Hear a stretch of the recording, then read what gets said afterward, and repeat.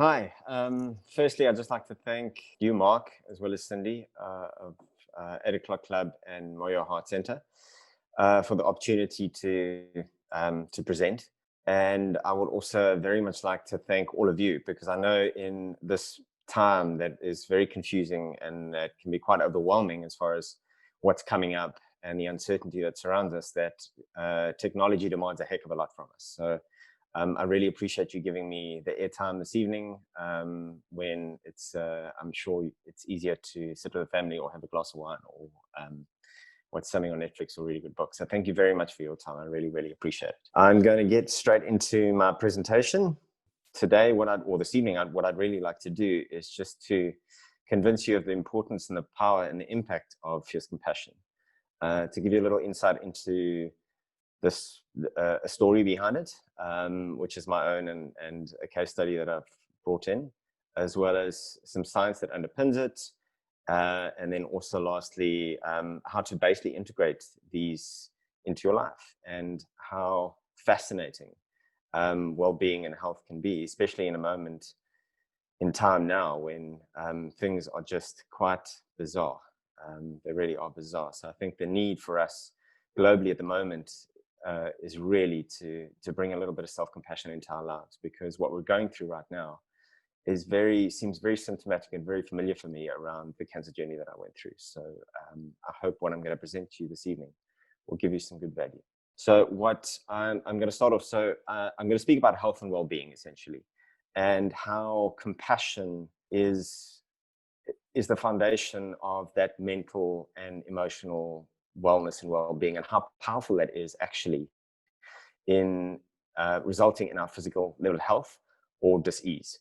So a lot of what I'm going to present to you are other people's research studies, findings, science, but I'm going to basically present through my own subjective experience of cancer, of what well-being means to me, what health means to me, how the application of self-compassion and fierce compassion at that has really shifted everything in my life, and how powerful it can be. So to start off with, how compassion works in my world is the more compassionate I am with myself, the more compassion I have with my partner, with my family, with my friends, with my community. The more judgmental I am towards myself, the more I start to see myself judging other people and judging other communities. So the more self-compassion that I believe we can give to ourselves is essentially what we're able to actually impact the world in. So if we are non-judgmental and kind to ourselves, we're able to be that for the world and for other people. So I in my hippie side, believe that it's really the biggest and the most important thing, especially at the moment now, in this time of what feels like a huge amount of grief that we've entered as a globe. So that's my definition, essentially, of compassion, and that lends itself to what I'm going to be speaking about during the course of this presentation. The sobering statistics is the next one that I've got left. And this is the only challenging stat that I'm going to give you this evening. Everything has got a lot of hope in it, a lot of science that supports that hope, and a lot of proof that these pillars that I'm going to present to you tonight, these themes, have a huge impact physiologically, mentally, emotionally, and to our physical health as well. So this sobering stat is, and I come from the cancer side of things, my journey or my awakening or my connection to this work has come through the challenge, the trauma, and the growth and the gift that's been in a cancer journey. And cancer before this pandemic it has been a growing highlight and not spoken to a lot. 13 years ago when I got cancer, I was quite special. Now if you get cancer, it's so prolific that so many people have got it. And there's a lot of hope that actually that I'm going to speak to around that tonight. So the sobering statistic is, and I got this from Zach Bush, MD. It's a very credible source. I'm very happy to share the source with you. But essentially, if you were born in the year 1900, your chances of getting cancer were 1 in 20. If you were born in 1940, your chances were 1 in 16. If you were born in 1970, your chances of getting cancer were 1 in 10. And now if you're an American male born today in the States, you have a 50% chance of getting cancer.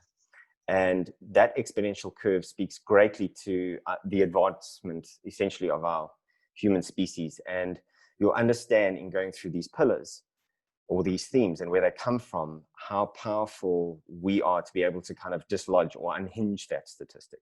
And the reason I say that with absolute confidence is that there is another stat, and that at the moment, it's kind of between 80 and 95% chance, or the source of getting cancer at the moment is kind of four different things. The first one is environmental toxins. These are things that we have a certain level of control, but not fully. And these are essentially chemicals that surround us in our food and our water and things like that. The next thing is stress, our relationship to stress. It's not essentially stress itself, but it's how we relate to stress. So stress is essentially not bad or not good, but it's how we relate to the overwhelm of stress that we've currently got in the situation, and if we live there or not. Then there's the nutritional density of our food. So we typically are eating 60% of the nutritional density that our grandparents ate in the food that they ate. So there's a huge awareness around what we can do now that can increase the nutritional density of the food and the nutritional, basically, the foundation of our bodies, because essentially what we eat today, it becomes the bodies of tomorrow. And then lastly is our lifestyle choices. So everything that I'm going to go through tonight essentially feeds into these four things. The stats around us getting cancer can be really changed by looking into what actually enhances our well-being, what enhances our health. And all of it is underpinned by, for me, a fierce level of self-compassion. So the foundation of the work, I'll speak to three big contributors at the moment. So the first one is an amazing study book course by a woman named Dr. Kelly Turner, who basically did a research study that yielded spontaneous remission, or radical remission, as she calls it. So she was like me, a counselor and a guide and a support for those people going through the cancer journey. And she found all of these spontaneous remission cases, and she found them in very credible research portals like PubMed. She then found 1, she found 5, she found 10, and she continued to find a huge amount of these people who had had a terminal cancer diagnosis, and for some reason, years after that, were completely clear of cancer. So the doctors and the Western medicines and the stats have said to them that their prognosis was poor, that they were going to pass. And she went and studied over 1,500 of these people and asked them what they did in order to be able to heal themselves. And her book has essentially got these 10 pillars. And what she does, which is really amazing, is she's gone and found other experts and other studies and other science that support these pillars, and then use those to explain essentially these pillars from a scientific and a research basis. It should be taught in schools. It's really been probably one of the most profound last 4 or 5 years of my life in discovering this content. Then the next one is the Blue Zone work by a gentleman named Dan Buettner, who was funded by the National Geographic to find a location or locations in the world where people lived the longest. So they lived past 100, they lived fulfilling lives. When they ended up passing, then they ended up doing it quite quickly, but very healthy. So these are called Blue Zones, and they've been studied now for 15 years. So if you take radical remission pillars and you overlay them onto Blue Zone themes, they're almost absolutely identical. And I'm going to basically present this evening around these pillars and how surprising and not surprising all at the same time, but also how simple actually it is to apply them to your life. So these are the 10 primary themes that I'm going to speak to, and which is my foundation for fierce compassion and all the work that I do with cancer patients. So I'm going to start off with, so I typically have 1 or 2 of these case studies that are searchable, that are prominent, that if you merely type in, and this one's a good example, mindset matters, exercise, and the placebo effect.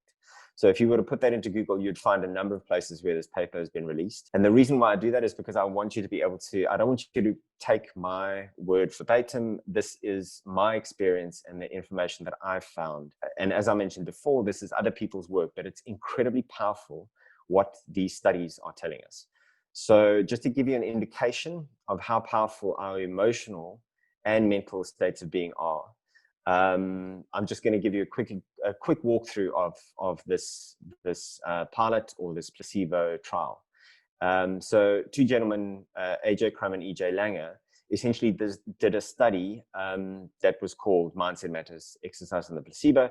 And essentially what they did is they got on board 48 chambermaids across 2 hotels. And the reason why they picked these chambermaids was that the chambermaids were ignorant of the fact that during their work days, when they cleaned rooms and they got them ready for guests, they were doing far more than the 30 minutes per day that the American Surgeon General recommends that people do as far as being healthy and balancing exercise. So they did a lot more than 30 minutes, and they were very unaware of it. So that was the key, being unaware. So they then split them into 2 groups. And the first group, they basically educated, or they explained that in their everyday work, they were actually exercising and burning calories that were equivalent to more than an hour and a half's worth of concentrated exercise. The second group, they did not educate. So they kept that as the control group. And they did this for 30 days. And the observation was that the first group that were told around the exercise being, or their work being an hour and a half worth of exercise, had lost 2 pounds of body fat during the course of that 30-day period. And the control group had no change. So as fascinating, interesting, and maybe a stretch as this is to absorb, the placebo effect is a very real effect. There's a reason why the pharmaceutical companies have gone from single blind, which is the participants not knowing if they're having the active drug or the placebo, to double blind, which is the medical practitioners now not knowing who's on what, either the drug or the placebo, to now the standard is triple blind. So, and the triple blind means that the person who's actually researching and analyzing the data doesn't know who's in it, just so that their influence doesn't go through into the trial. So that's how powerful the placebo effect is, that every single drug that has ever been produced has to go through these trials because of how powerful they are. So there needs to be essentially a conditioning, so a belief system basically applied, like with the first group. Expectation needs to be set that they are doing exercise, and meaning applied to that, which means that essentially that exercise is good for them and this is actually a health benefit. So all those 3 and the placebo effect kicks in. So I just wanted to kind of set the tone of the next themes that I'm going to be talking into. Let me get to this. So my name is W Simpson. Essentially, I'm a coach. I'm a cancer survivor. And I went through cancer myself, and it was probably one of the most profound experiences at the time. It was very tough. It was overwhelming. I went through a lot and faced a heck of a lot of demons, but asked some very powerful internal questions. And subsequent to that, and now I think it's probably the biggest gift that I've ever gone through. So I had 4 misdiagnoses. Doctors are not perfect. More than often than not, they're really trying to do the best thing that they can. And what is significant about that is that I was a real boy's boy and didn't really pay much attention to the sore that was on my lip, because that's essentially where the cancer started. And it was hurting, and I kept on toughing it out. And eventually it was my partner at the time who dragged me to the doctor and finally got diagnosed with cancer. So it was caught very late.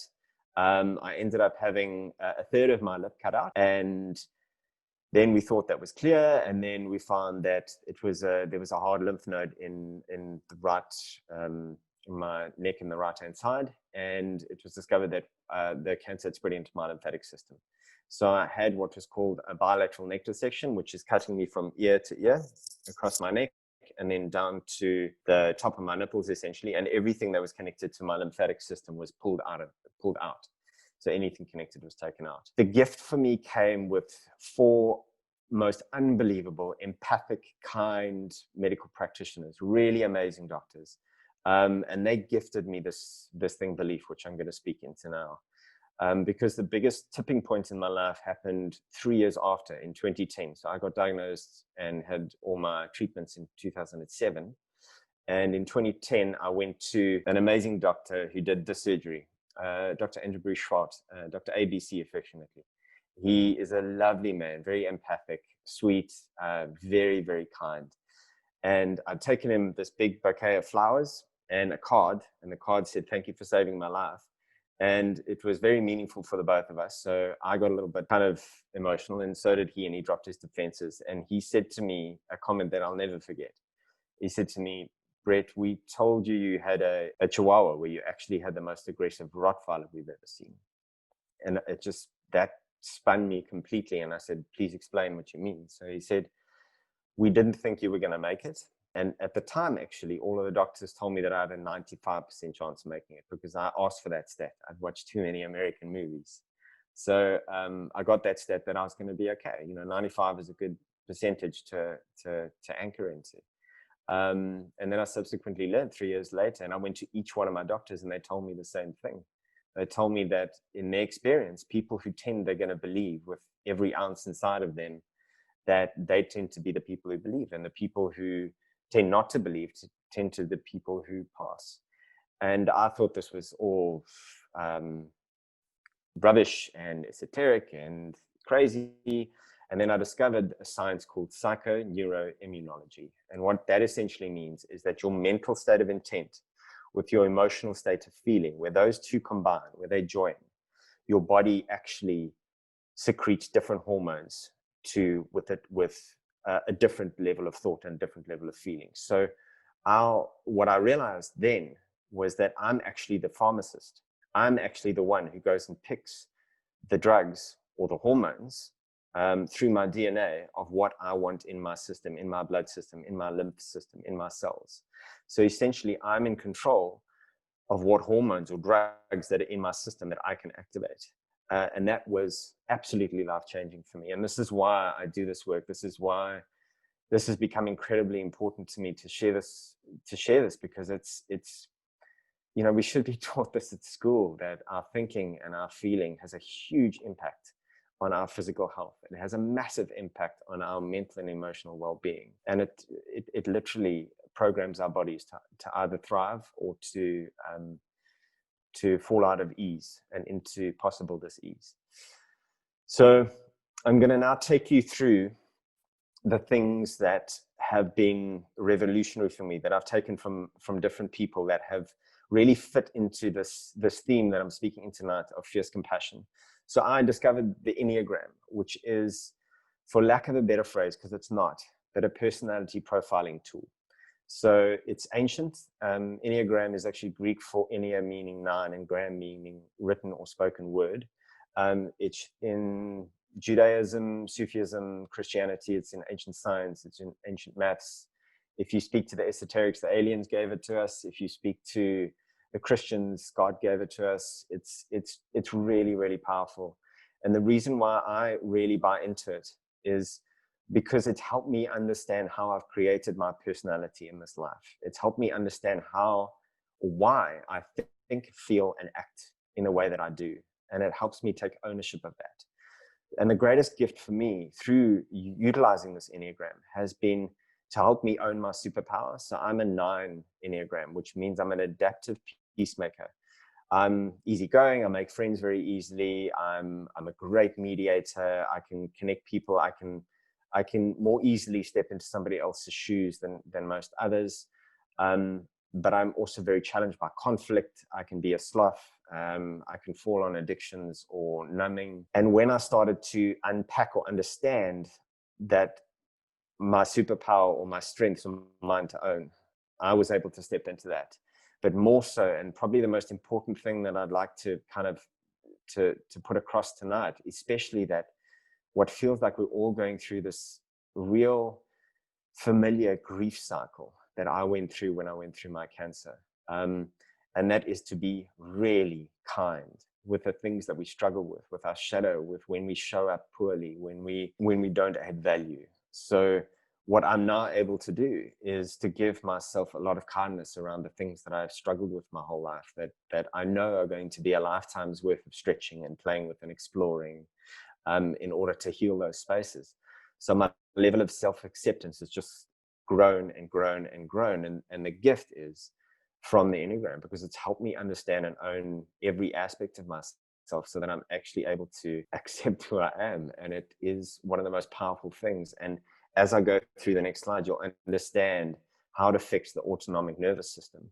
So if any of you have ever done the Enneagram, I really implore you to take a squiz at it again. For those who don't know, do a little bit of homework. It's incredible. It's really fascinating, and it just gives you a lot of peace around who you are. Yeah, it's just extremely powerful. The next thing I'd like to get into is, which is a big proponent of radical remission, as well as blue zone work, and a huge amount of data in positive psychology. The website positivepsychology.com has a massive amount of science and research and incredible case studies behind gratitude and how powerful gratitude can actually be, because we can't be in a grateful place and a fearful place at the same time. Our autonomic nervous system won't allow us to be. There's no gray areas there. There's black and white. So when we in gratitude, we're not in fear. And when we're in gratitude, we start to activate all the right hormones within ourselves. So essentially, gratitude can rewire the brain. It alters the hormones that we put into our system, which in effect will ultimately, repetitively, if we are more and more grateful and we focus on gratitude, we actually move into staying in our parasympathetic state. So the body has this autonomic nervous system, and the autonomic nervous system has essentially two different modes, let's say. So the sympathetic nervous system is flight, fright, or freeze. And this is associated with cortisol, adrenaline, and 1,600 other stress hormones. When we're in that state, we actually foster an environment within ourselves that creates a perfect environment for cancer to grow or for disease to start rising. When we are in our parasympathetic state, we are in rest, digest, and heal. And when we're in that place, we have a peacefulness about us. We're connected to, let's say, somebody who we love, or a puppy, or a good thought, or something beautiful. And gratitude moves us from our sympathetic state, which we all seem to be in at the moment, and going into this massive struggle of anxiety and fear and grief and sadness of what's passing, and uncertainty of what's coming. And we move into a place of our parasympathetic, which gives us gratitude, which focuses us on things that we have in our lives that we can be grateful for. And I know it can be very hard, and I have usually a lot of challenges when I speak into this pillar for people going through cancer, because you can imagine when you go through something as tough and as traumatic as cancer, how hard it is when somebody in your face says to you, okay, what can you be grateful for? And often I get this astounded look, and a flinch, almost like as if they're going to punch me in the stomach or something, because it's extremely hard. But a constant and small focus on gratitudes that you have actually scientifically can actually change your health, change your well-being, reduce stress. It's phenomenal, the studies that explain this. And there's one kind of cute little case study around 180 nuns. They filled out, or they wrote a long letter actually, when they went into, and I'm not too sure if it's a nunnery the nuns go into, but I think it's a nunnery. So they went into a nunnery. So it's a perfect controlled study. So in something like a nunnery, and I hope I'm getting this right and not making a fool of myself, essentially they kind of eat the same, they're exposed to the same stresses, the same environmental toxins, the same nutrition. So it's a very good control study. So these 180 nuns wrote an essay of everything of their life up until the point where they entered the life of a nun. And the study was over 50 years. The outcome after 50 years, that they did an analysis of these essays, and they kind of divided the nuns into the positively predisposed, so gratitude, grateful, amazing things in life, and blessed, to negative, problems, I'm anxious, victim mode over here. So they split them into those two. And after this 50-year study, the results were that 90% of the optimistic nuns lived past 85, where only 34 of the more negative side of the letters of those nuns made it past the year 85. And there are huge amounts of studies. If you go to positivepsychology.com and you just type in gratitude, it's astounding. It's you need nothing more to convince you of how powerful this is as a tool. Then food and nutrition. So it's in the blue zones, it's in radical remission.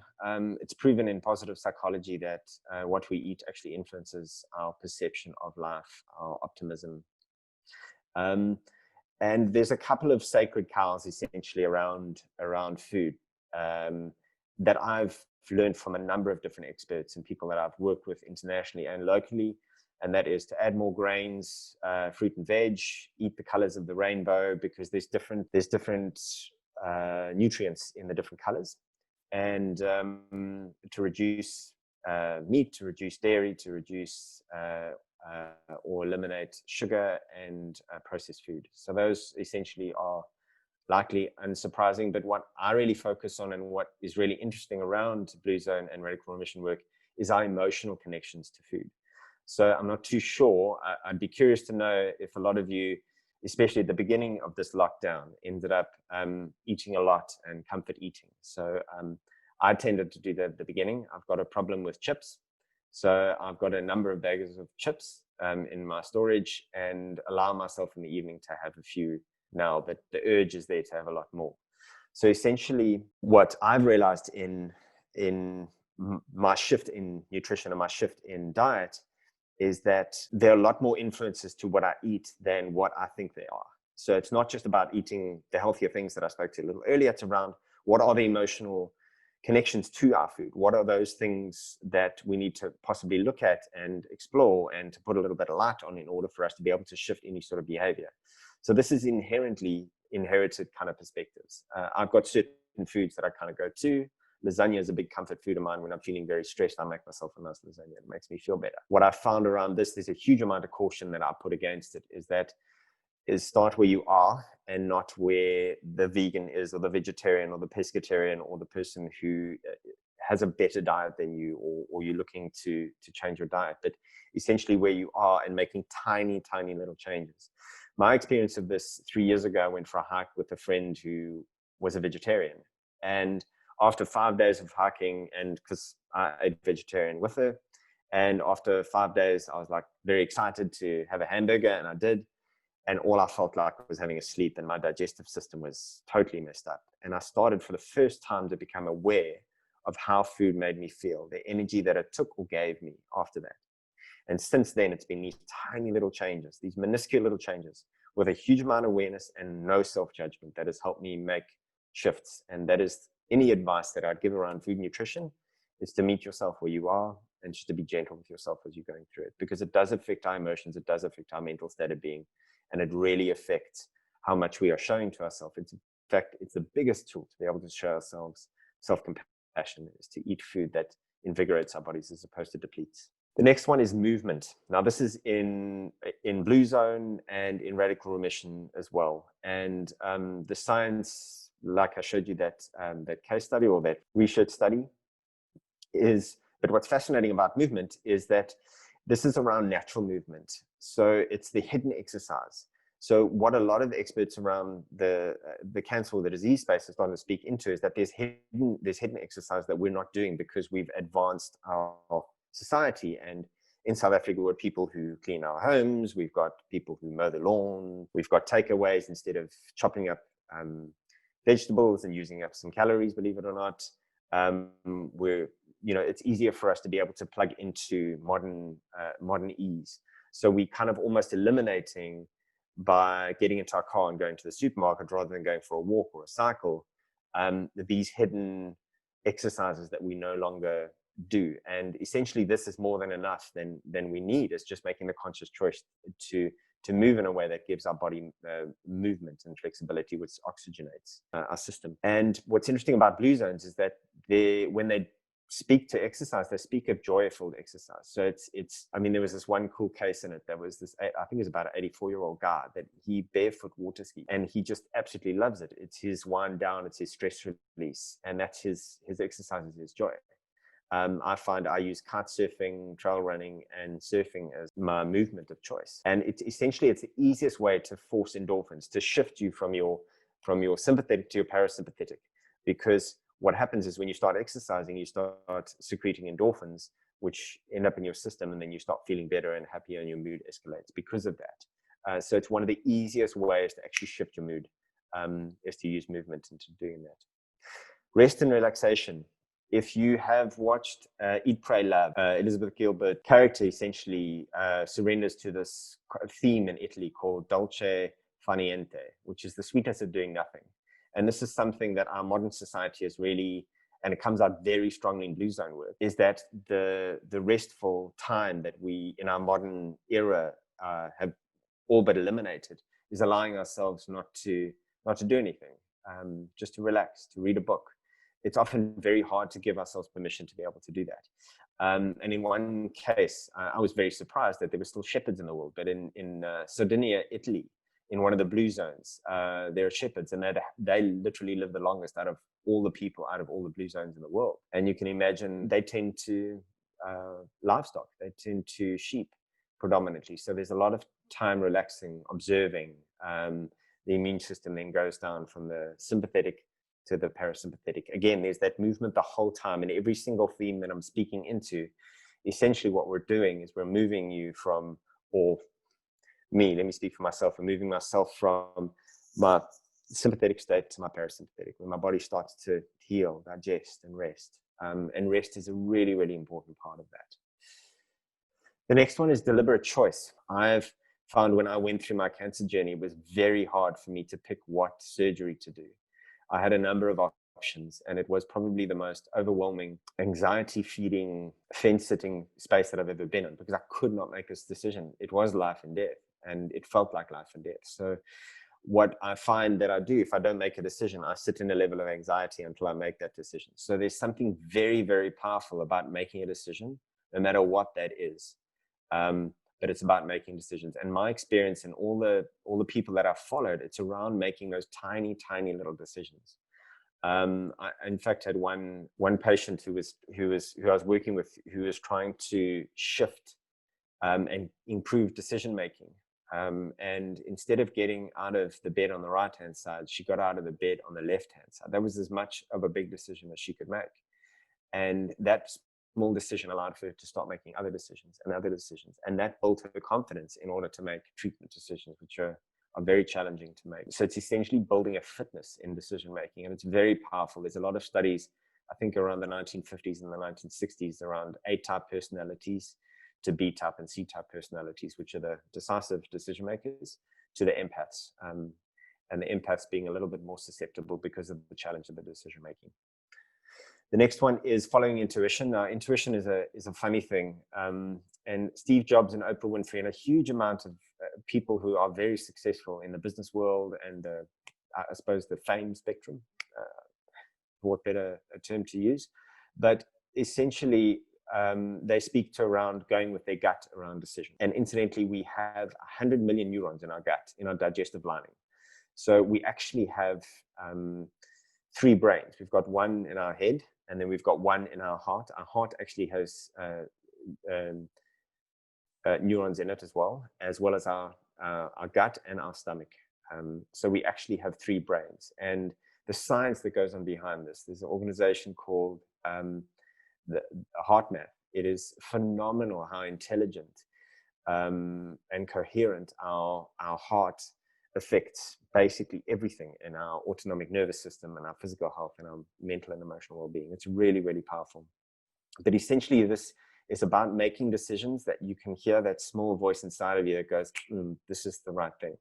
If any of you have been to a kinesiologist, you'll know the body intelligence tests that a kinesiologist will do. They essentially, when anybody who uses the intuition speaks to how do you listen to it, you can feel it. That's the thing. You can feel it in your body. So does your stomach tighten with the decision, or does it loosen and relax?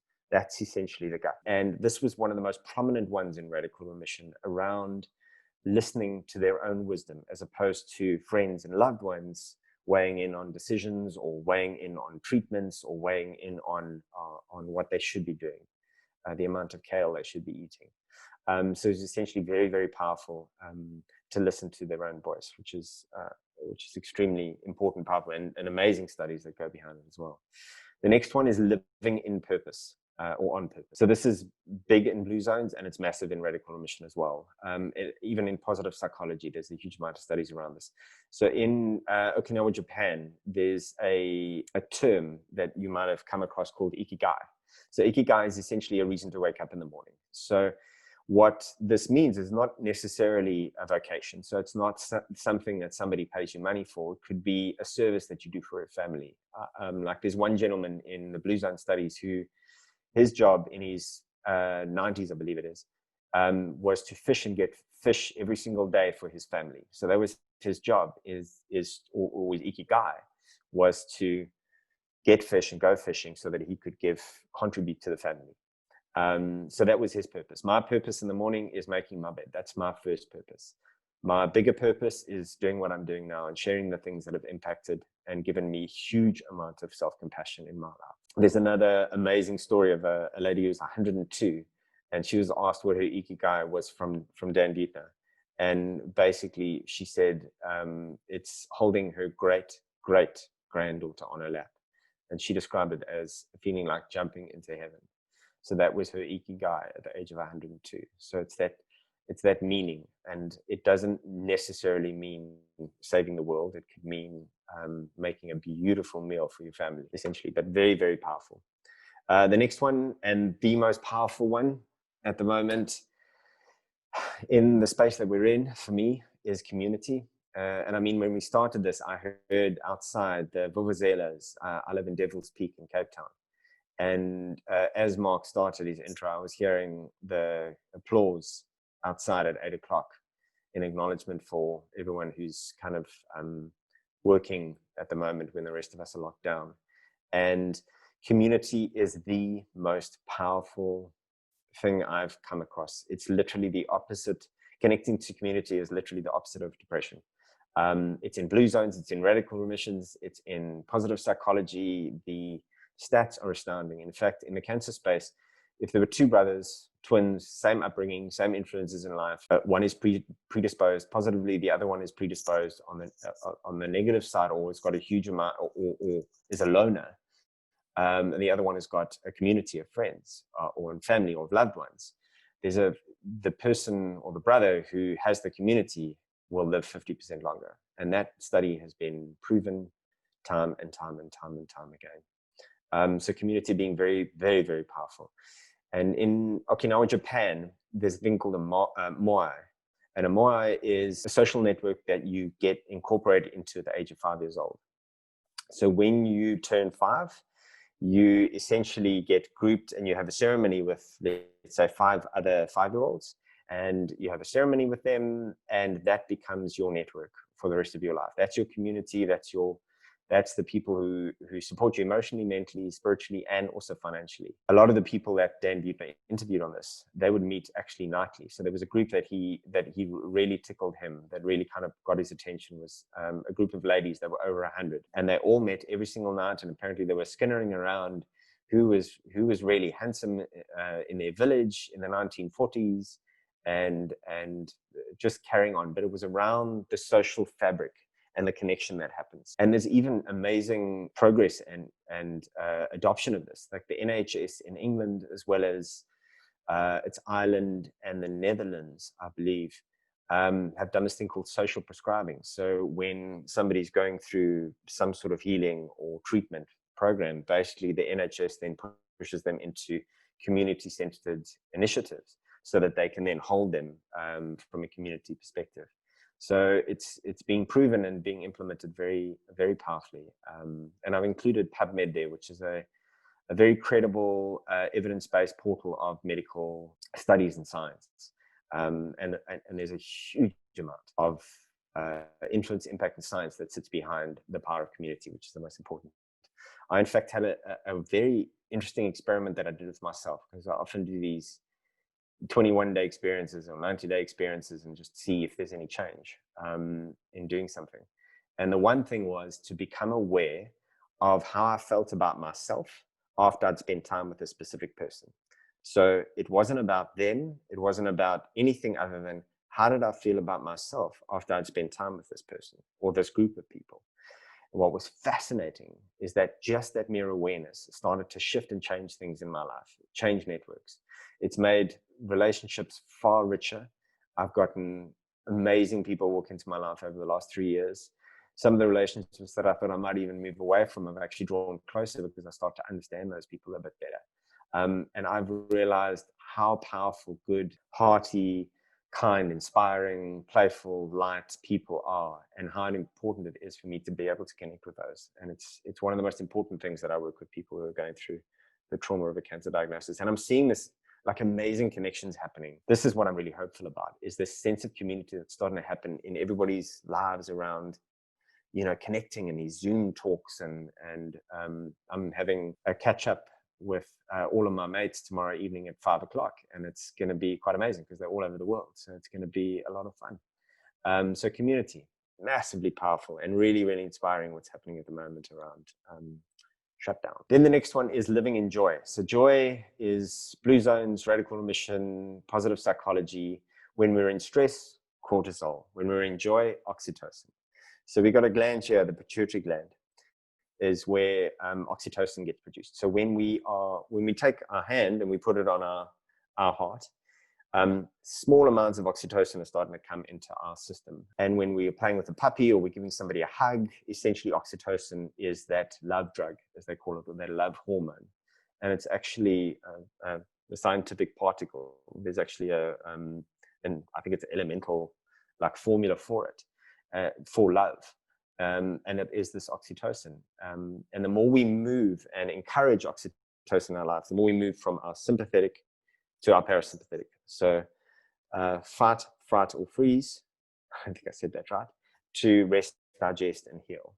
It's really important. And one of the biggest things that I find most challenging is when I'm supporting somebody who's going through the challenge of cancer, is to say, okay, well, what are you going to do for 2 minutes tomorrow that is joyful? And I get that look, again, just going like, what are you talking about? I've got no permission to be joyful. I'm going through like this crazy journey, like everything is hectic. So it's very tough, and society kind of drills it out of us that we have to earn our joy. But I've found it, and the science that supports it is irrefutable. The fact that we have to indulge in ourselves, we have to be self-compassionate around doing the things that bring us life, that bring us optimism, that bring us joy, that bring us like connection. It's really, really, really powerful. And it's really, really, really challenging, especially in moments like these where we are. The next one, and I suppose a challenging one, is releasing suppressed emotions. Now, suppressed emotions, again, this is blue zone, it's radical remission, and it's positive psychology. So trauma undealt with gets stored in the cells in chemicals, in the cortisols and the other 1,600 stress hormones. So when we don't deal with something, essentially the hypothesis is that when we suppress and suppress and suppress and suppress, we can actually create disease around suppressing emotions. If you look at the ancient cultures of like ancient Tibet or old African culture, the Aborigines or the Chinese that go past 2,500 years, they speak of chi, they speak of prana, and now we speak of energy. And I'm starting to have some really interesting experiences with the Enneagram that are starting to point towards that people with specific emotional blockages are susceptible to specific diseases. So like things like liver is anger. I was suppressing speaking my truth because I'm a 9 Enneagram. So where do I get cancer? Here and here. So if you understand the chakras, that's expression. So it's fascinating, this area. And it's a hard one, especially for South African men, because tears are very cathartic.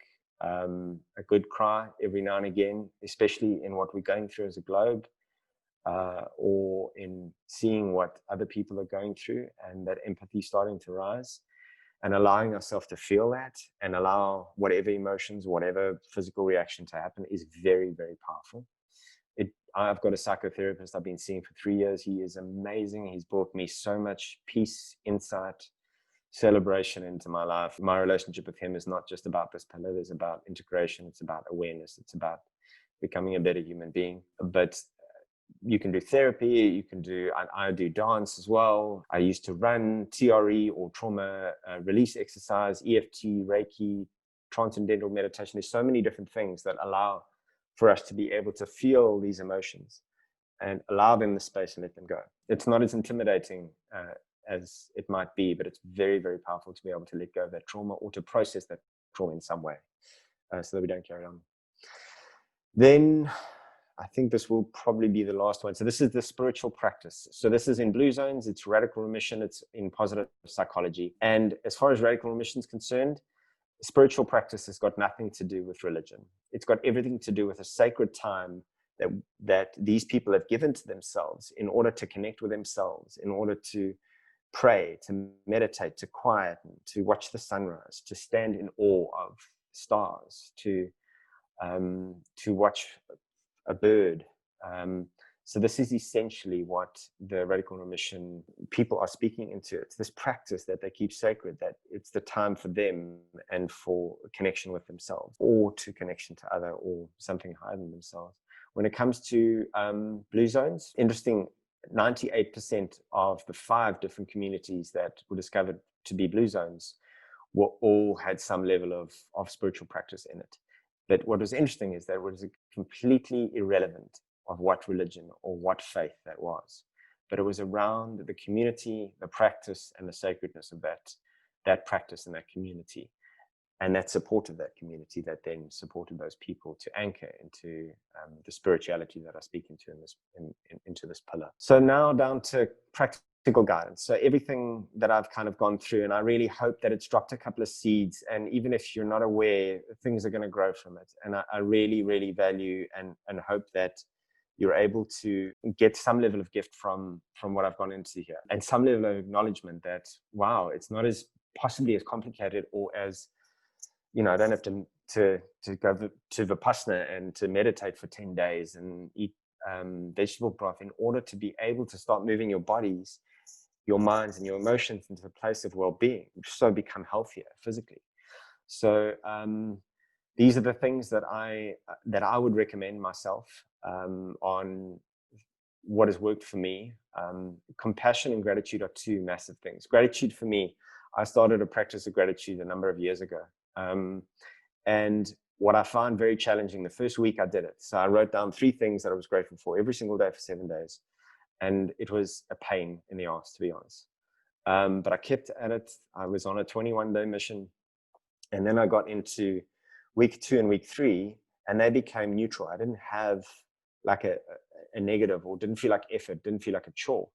After about a month, it became a joy for me to connect in the morning, to go like, oh, what am I grateful for? It was this, it was this, it was this, and with this. And what is fascinating, I found a study subsequent to that to say your brain actually is this is what is amazing about your subconscious brain, because it more often than not, it works against us, getting us into a sympathetic nervous system and getting us fearful.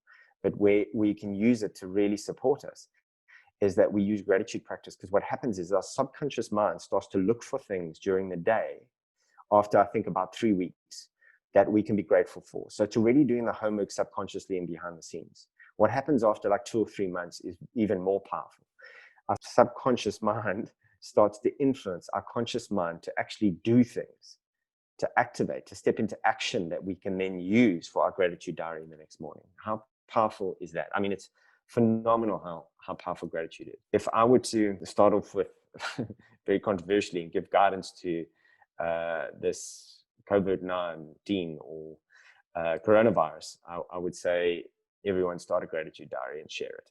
I think compassion is the most important part of what we're going through right now. I feel like we're all going through grief. In everybody that I'm speaking to, and myself, I had a real rough day yesterday, a real negative, and I allowed myself to go into that space. And I had compassion when I didn't follow through on certain things that I wanted to achieve. Compassion is the key. It's massive. The next thing I'd like to speak into is knowledge and experience. So I've given you a whole bunch of knowledge here. The key to making it meaningful in life is to create an experience out of it. So the gratitude practice is nothing unless it's done. Changing, like eating a different variety of foods, you're not going to know how your body's reacting to it unless you actually try it. So it's essentially taking, I suppose, a little bit of knowledge and making an experience out of it, which I find is the most important and the most powerful thing that I've ever done in order to take the stuff that I'm spoken about here and actually incorporate it into my life. Then taking time. So radical remission survivors are typically people who have taken 2 years. These are people who have been given a 6-month terminal prognosis. They've taken 2 years to integrate everything that I've spoken to you tonight about.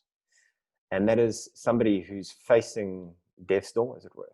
So giving yourselves permission to take years to shift your diet, to take years to bring more compassion, to take years to add more joy, and to become more aware of it, where you're doing it, where you're not doing it. Your mind is so powerful. It starts to learn and engineer those sorts of things. The more that you bring them into your awareness, it's very, very powerful. The next thing is small, tiny steps.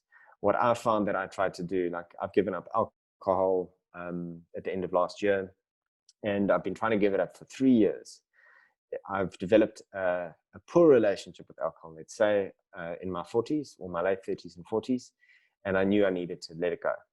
And it took me 3 years of little steps and then falling off, and then little steps and then falling off, and then little steps and falling off. And now I haven't, after day 95, because I know days, I haven't had any level of craving at all, or even in this lockdown, which I used to use to numb a little bit.